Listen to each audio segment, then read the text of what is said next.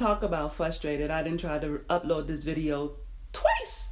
Anyway, okay, I'm going to make this quick, and I hope this thing does not cut off on me. All right, so I am here to give you some tips on trying to find the right therapist for yourself, for your family member, for your child, for your spouse, or a close friend or relative, or anybody that you know is in serious need of finding a therapist, and the right therapist, the right fit for them. So I'm going to give you these quick tips on looking for the right therapist.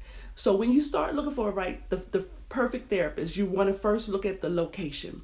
If you go online, you can find therapists in my area, put in your zip code for some of the websites, and it will give you a therapist within that area that you're looking for. But don't be afraid to look elsewhere. You don't have to necessarily find somebody in your vicinity, but you might find somebody that is close to the area where you're working or going to school or where you live.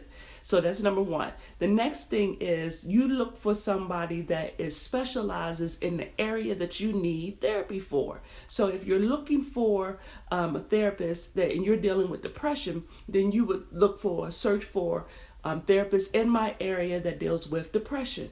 So depression, anxiety, grief, or marital problems or family problems, substance abuse, autism, ADHD. You want to try to find the right therapist that deals specifically with your area of need or the area of need for your family member, because not all clinics and not all private practices work the same. Not everybody that is doing therapy not everybody is licensed. You got some people that are saying they're just coaches, but they not necessarily are licensed to practice in that area that you're talking about. They may have some education on it, but you got to make sure that it's a licensed person that has the ability to practice in your area.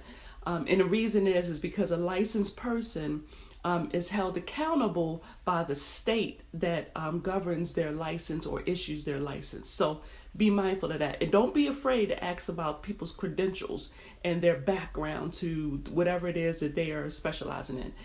The next thing that you want to do is, if you are looking for therapists and you're dealing with some symptoms that are interfering with work, with school, with parenting or relationships or your sleep, try to get a medical exam first. Go to your regular doctor and get a medical exam first, because you'll be surprised at the fact that certain medical conditions is affecting some people's mental health. Your thyroid acting up could be a problem. If you're dealing with diabetes or you got some other type of thing going on with you, it may be interfering with your mental health. So get a doctor's check first. That will help you when you actually decide to maybe go see a psychiatrist, and you might end up having to get prescribed antidepressants or medication for depression or anything like that. So I'm sorry, anxiety or depression, if you need medication for either one. Another thing is substance abuse. If there is a co-occurring disorder, meaning somebody's dealing with substance use and they also have issues with depression, anxiety, anger outbursts, or anything like that, you want to get somebody that specializes in substance abuse too. So don't pick a therapist that just deals with depression, but they don't deal with substance abuse treatment. So make sure that they have both of those in their field when you start looking for them.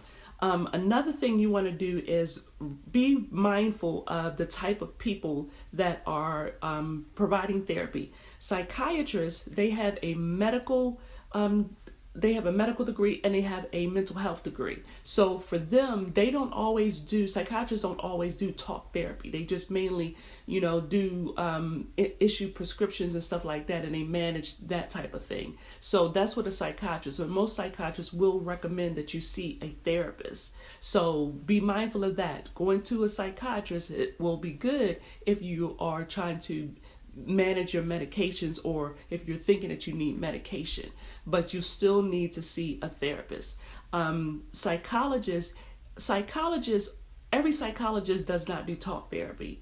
Psychologists, a lot of them do they do psychological assessments and stuff like that. And some of them do statistical research, so they don't really practice therapy at all. So just because they're a psychologist doesn't necessarily mean that they are actually practicing therapy. But there are some that do.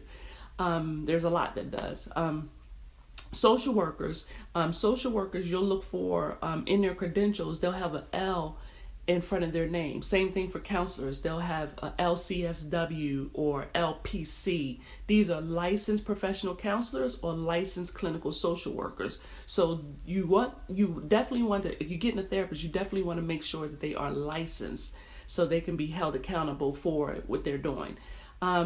There also are marriage and family counselors, and they specialize in that. So for divorce or premarital counseling or anything like that. And then there's others that they have specific certifications in substance abuse. So just look at their websites, look at their credentials, their backgrounds, and make sure that it is the right type of person for you.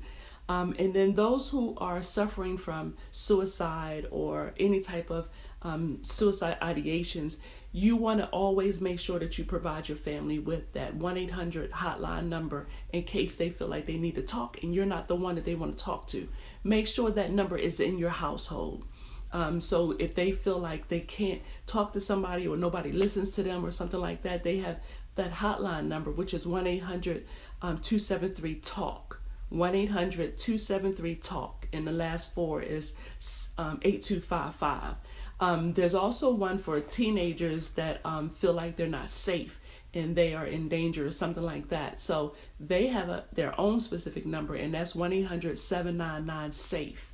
1-800-799-SAFE. The last 4 is 7233. If you have any questions or you just need some more information on this, feel free to go onto my website, and that's www.life-counseling-transitions.com. My name is Akami McCoy, and I'm with Life Counseling Transitions. Y'all have a great day, and do your work, do your research, but find the person that is right for you for therapy. Y'all take care.